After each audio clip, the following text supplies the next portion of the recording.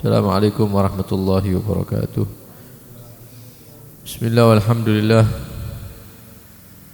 Assalatu wassalamu ala rasulillah Sayyidina wa maulana Muhammad bin Abdullah wa ala alihi wa sahbihi wa man wala wa la hawla wa la quwwata illa billah, amma ba'd. Alhamdulillah, kembali dipertemukan oleh Allah subhanahu wa ta'ala dalam majlis maulid dan majlis ilmu, mudah-mudahan menjadi tambahan ilmu yang bermanfaat. Amin Allahumma amin. Ikhwani rahimakumullah, meneruskan pembacaan kitab Al-Wasayan Nafi'ah karya Al-Imam Abdullah bin Alawi Al-Haddad, sampai kepada hadis Nabi SAW yang berbunyi, qala Rasulullah sallallahu alaihi wasallam, bersabda Rasulullah sallallahu alaihi wasallam, thalathun munjiyatun, tiga hal yang bisa menjadi penolong. Ada tiga hal yang bisa menjadi penolong seseorang, kata Nabi sallallahu alaihi wasallam. Yang pertama, khasyatullah bil ghaibi wasyahadah, rasa takut kepada Allah subhanahu wa ta'ala fil ghaib, baik ketika sendiri tidak ada yang menyaksikan, wasyahadah, atau ketika di tengah-tengah manusia atau khalayak ramai. Ini sifat atau perasaan takut kepada Allah subhanahu wa ta'ala. Tidak semua manusia memiliki sifat ini, khasyatullah ini. Orang-orang yang dirahmati oleh Allah subhanahu wa ta'ala, mereka lah yang memiliki rasa takut kepada Allah subhanahu wa ta'ala. Ada manusia-manusia yang dia itu melanggar, melakukan dosa, melakukan maksiat, dia tidak mau tahu, baik ada yang melihat ataupun tidak urusan gitu. Ya, walaupun di tengah jalan. Jangan kita bahas maksiat-maksiat yang mungkin sedikit pelakunya. Maksiat yang ada di tengah-tengah kita ini, ya muda-mudi kita pacaran itu ya berarti maksiat di depan umum begitu. Ya. Dan mereka tidak ada rasa takut kepada Allah subhanahu wa ta'ala. Dilihat orang ya biasa. Ya. Ada manusia yang dia itu ketika ada orang dia tidak bermaksiat, tapi ketika sendiri dia bermaksiat kepada Allah subhanahu wa ta'ala. Jadi ketika fi syahadah disaksikan, dia meninggalkan itu maksiat. Tapi kalau fil ghaib tidak ada yang tahu, tidak ada yang lihat, dia sendiri di kamar, di rumah, ya, atau di ruangan, tidak ada orang, dia bermaksiat, berani, hilang rasa takutnya kepada Allah subhanahu wa ta'ala, kemudian melakukan dosa-dosa, melakukan maksiat-maksiat. Ini membahayakan, ya, membahayakan dirinya sendiri. Tapi ada beberapa orang yang dia itu rasa takutnya itu tidak terpisah, selalu menemani dia, baik di depan orang maupun ketika sendiri. Ada orang, tidak ada orang, ya tetap dia seperti itu, tidak bermaksiat kepada Allah subhanahu wa ta'ala. Ini yang bisa, perasaan seperti ini, sifat seperti ini yang bisa nolong orang tersebut. Ketika dia takut kepada Allah subhanahu wa ta'ala, baik sendiri, keadaan sendiri, ataupun di depan orang lain atau manusia yang lain. Ya, mudah-mudahan kita diberikan rasa takut kepada Allah subhanahu wa ta'ala fil ghaib wasyahadah, baik ketika kita sendiri maupun ada di halayak ramai, insyaallah. Amin. Itu yang pertama yang bisa menolong manusia. Yang kedua, wa kalimatul adli fir ridha wal ghadab. Ketika dia ridha, ketika hatinya dia ridha, dibuat ridha, atau sebaliknya ketika dia dibuat marah dalam keadaan emosi, ngamuk, maka tetap yang keluar dari lisannya, dari mulutnya kalimat yang adil, kalimat yang hak, yang benar. Baik ketika dia itu ridho ataupun ketika marah, dibuat marah, tetap kalimatnya adalah kalimatul hak, yang benar, tidak dikurangi, tidak ditambahi. Kenapa? Karena kadang-kadang kalau ada orang membuat kita ridho, akhirnya kita siap berbohong untuk dia. Contoh misalnya, ada orang yang kita kenal datang, kemudian dia ngasih hadiah sama kita, barang atau uang misalnya, kasih. Duh, tumben-tumben nih gitu ngaren gua hadiah ya. Tuh ngaren. Katanya dia, saya mau minta tolong. Ya, minta tolong apa?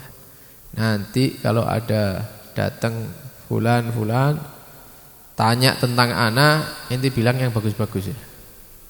Bilang gini begitu ya. Padahal kalau kita ngomong seperti itu kita bohong. Ini kadang manusia apa? Terlena atau lupa dia. Ya, karena sudah dibuat ridho, dibuat seneng hatinya dengan pemberian dan lain-lain. Ya. Akhirnya dia mengucapkan sesuatu yang tidak hak, yang tidak benar. Ya. Ente kan tahu kan, kenal kan sama dia? Iya kenal. Itu kan begini nyebutkan kejelekan ya. Enggak, orangnya baik itu. Padahal maling. Misalnya ya, saya kenal itu teman saya mulai kecil itu. Enggak pernah dia, ini enggak pernah diapi-api no. Padahal orangnya bajingan itu. Tapi kita dibuat ridho dengan pemberian-pemberian. Nah, ini keadaan kita dalam keadaan apa? Bahaya. Atau kadang-kadang dibuat marah. Wasale koncoan asale cedek. Mari kan satu masalah dibuat emosi. Nah, ketika dia emosi akhirnya keluar dari lisannya dia omongan-omongan yang tidak benar. Ya. Hati-hati kon ambek iku kon. Ya. Nah, aku wis koncoan ambek iku tahunan iku ternyata dia itu begini padahal enggak. Karena dia marah, karena dia tidak cocok, karena dia emosi, akhirnya keluar kalimat-kalimat yang tidak seharusnya, tidak benar. Nah, kalau kepingin selamat, jangan keluar dari lisan kita, dari mulut kita kecuali kalimatul adli, kalimatul hak, omongan yang hak, yang benar, tidak ada penambahan, tidak ada pengurangan. Siapapun yang kita sebutkan, baik dia itu orang yang membuat kita ridho ataupun orang yang membuat kita marah, kita dalam keadaan ridho ataupun kita dalam keadaan emosi, tetap kalimat yang keluar dari lisan itu adalah kalimat yang hak, yang benar, ya, yang fakta nyatanya yang kita tahu, tidak ditambahi, tidak dikurangi. Kalau kita mampu seperti ini, tidak ngucap kecuali yang benar dalam keadaan apapun, maka ini menjadi penyelamat bagi kita. Ya, penyelamat di dunia, ya, penyelamat di akhirat, lebih-lebih lagi di akhirat. Ya, dadi saksi mari ngono goro. Wah. Karena apa? Ya itu tadi, dia tidak mengucapkan yang hak, yang benar. Sing asale dadi saksi gara-gara ketemon ya. Oh, belo iki ya, belo. Akhirnya jadi tersangka juga. Ini yang kedua. Yang pertama, takut kepada Allah sendiri ataupun dalam keadaan di depan orang. Yang kedua, kalimat yang hak, yang benar, ya, baik dalam keadaan ridha ataupun murka atau marah. Yang ketiga, wal qasdu fil ghina wal faqri, dan mengambil yang tengah ketika dia dalam keadaan kaya, lapang, ataupun dalam keadaan susah atau fakir. Pas pakai duit, pas lancar rezekinya, ya tetap dia biasa-biasa. Ya, makan ya biasa, pakaian juga biasa. Paham ya? Ketika fakir, ya tidak terus belonjoane prei, bukan ya. Dik prei, dik belonjoane. Ya tetap semampunya. Begini aja, keadaan kita sulit, kita tiap hari puasa misalnya, pahalanya gede. Dalam keadaan kaya, dalam keadaan kekurangan, tetap dia mengambil jalan yang tengah. Sugih ya ndak boros, ya. Ketika duit mepet ya ndak medit. Ya biasa-biasa. Ini bisa apa? Menjadi penyelamat. Pas fakir ndak gelem sedekah. Ais opo ae. Ya awak-awakan dipepet-pepet no rezekinya be Allah dikon sedekah ndak wis. Misalnya tetap sedekah dia walaupun uangnya apa? Mepet. Ya.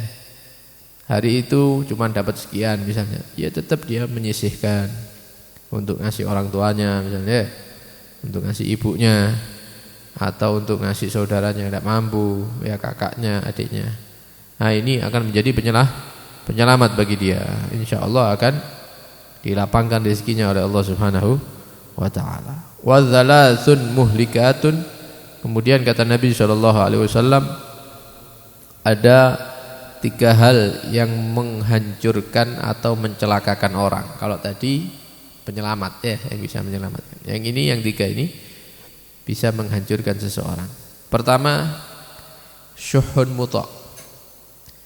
Syuh sifat pelit. Ya. Muta'un yang diikuti, dituruti. Medit dituruti. Seharusnya medit itu kan diperangi begitu. Ini enggak, medit tapi dituruti. Dia punya sifat medit itu, pelit itu dituruti terus sama dia, diikuti. Setahun mulai 6 sampai berkeluarga medit, sampai tua medit. Sampai kami mati medit. Kalau aku mati, kafan itu kok sing bekas saya yo. Eman duwe ele, misalnya. Nah, ini bisa mencelakakan orang ini. Bisa mencelakakan seseorang. Kata para ulama, sebagian ulama mengatakan ada 2 istilah sebenarnya. Ada bakhil, ya, ada asyuh. Bakhil itu sifat kikir itu dia eman sama yang dia punya. Eman ini kayak gini ya. Tak simpen aja. Hemat pangkal kaya. Itu hemat itu medit ya. Wis medit daya alasan mana ya. Kangnya tidak sugi-sugi misalnya. Tapi ada yang lebih dari itu, yaitu asyuh. Syuh itu bukan yang dia punya saja dia pelit, tapi kalau ada orang lain mau membagi hartanya ditahan sama dia. Dulu, tapi apa? Loh jadi lebokno kota amal, lo rugi kan. Bodoh kan ini misalnya ya. Saiki iki soro ndolek duit. Ya, rego-rego mundak kabeh. Lombok larang, Brambang larang. Ya. Bukan punyanya dia, orang lain, tapi medit, saking medite sampai nahan wong untuk berbuat baik. Ngasih ojo dibiasakno kakek-kakek wong njaluk-njaluk ya cek kerja dhewe ini lho. Lah terserah wong ana yang ngasih kok ente yang ribut. Kalau ente mau pelit dhewe ya. Jangan menularkan penyakit itu kepada wa man yuga syuhha nafsihi. Di dalam Al-Qur'an Allah Subhanahu wa taala berfirman, barang siapa yang dia itu terjaga, dapat kekuatan, dapat bantuan dari Allah sampai dia bisa menghilangkan penyakit pelitnya ini, maka ini orang-orang orang-orang yang beruntung. Nah, jadi dari perasaan medit itu diperangi. Ya, jangan dirumat, diperangi. Kok medit aku iki? Jadi arek-arek medit aku iki. Ya. Yes. Untuk pembukaan tak traktir kerupuk sih. Misalnya. Arek tak traktir rek misalnya. Apa? Kerupuk sak bungkus kayak arek 5 misalnya. Wah, kerupuk kayak wong 5 iki latihan ya. Engko insyaallah minggu ngarep sego bungkusan siji kayak wong 5 misalnya. Pelan-pelan. Kayak ini namanya memerangi sifat kikir ya, memerangi sifat pelit. Jangan diikuti. Yang kedua, wahawan muttaba'. Hawa nafsu yang selalu diberikan keinginannya. Hawa nafsu yang selalu diberikan keinginannya. Jaluk iki nuntut iki dituruti, minta itu dituruti, minta ini. Mulai melek moto sampai merem, isi harinya itu nuruti hawa nafsu. Baik yang berkaitan dengan perut ya, atau berkaitan dengan kelamin manusia, atau yang berkaitan dengan anggota badan yang lain.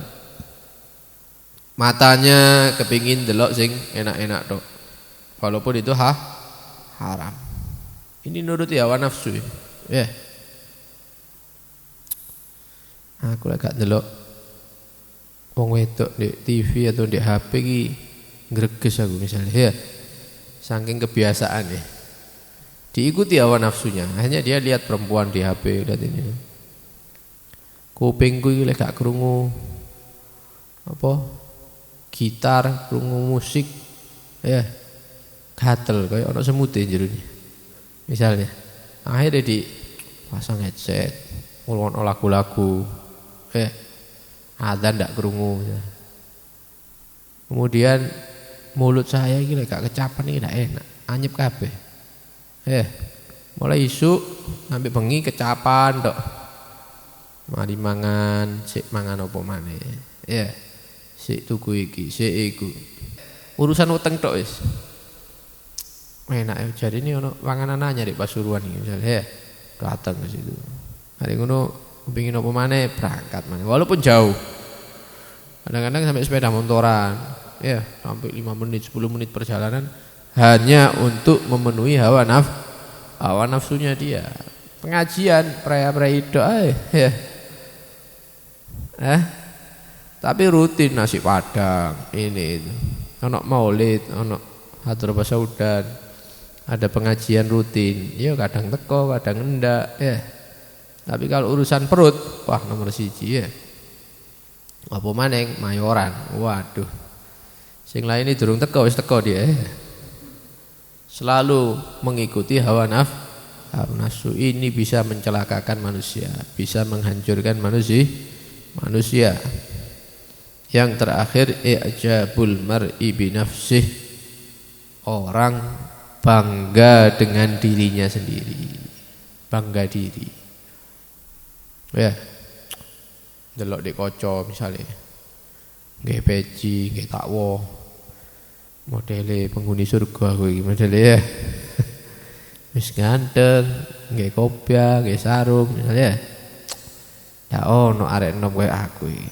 Arek enom saiki gitaran, awak-awakan iki musala. Ya terbangan, qasidah. Insyaallah Nabi Muhammad mlebu surga nomor 1, aku nomor 2 modele. Ya. Ini bangga diri namanya. Ini bahaya ini.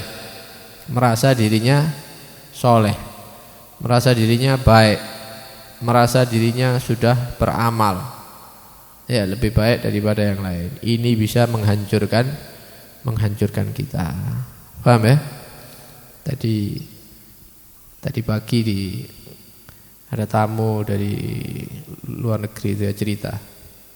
Ada orang soleh. Dia itu jalan dari negerinya, jalan kaki haji ke Mekah. Duduk numpak unta atau kuda ndak, melaku sikil. Tiap tahun dan itu sudah berlangsung 40 tahun.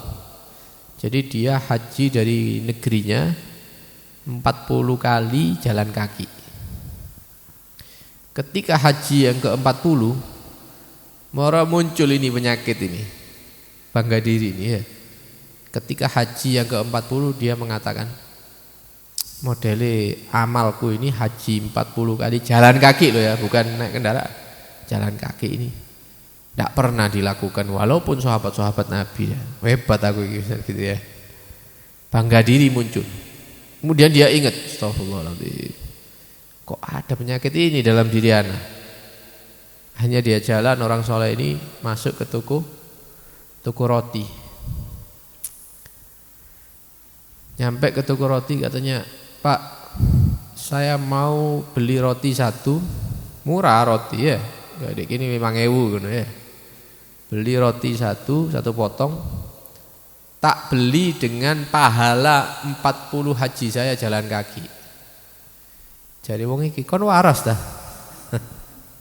Iki roti regane 5.000. Haji satu kali itu biayanya besar. Apa maneh pahala ya kayak no aku. Satu haji aja saya mau tak tuker roti. Kon saiki 40 haji pahala kon kayak no aku. Kabeh ijol siji satu roti. Ya jupuken wis, loro ndak apa-apa. Sing penting pahala kayak aku. Paham ya? Ya sudah, saya beli rotinya satu dengan 40 pahala haji saya. Yo, saya terima katanya. Awas kon di akhirat tak ngaku. Jangan lali-lalian ya. Ya, mari dicupuk roti ini. Berarti 40 haji yang dia jalan kaki yang dia banggakan itu ternyata diijoli apa? Roti siji. Mari ngono, ketok asu, ketok anjing. Dikekno roti ini.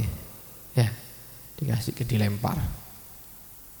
Dimakan itu roti sama anjing.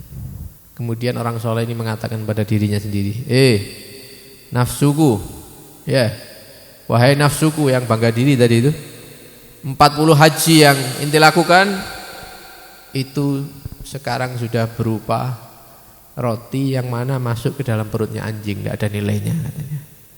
Ini memberi pelajaran kepada dirinya sendiri. Jangan merasa hebat dengan amal yang kita lakukan. Begitu ya, orang-orang dulu itu amalnya luar biasa, tapi tidak mau ada penyakit, diajak bangga terhadap diri sendiri. Karena itu kita mohon kepada Allah Subhanahu wa taala mudah-mudahan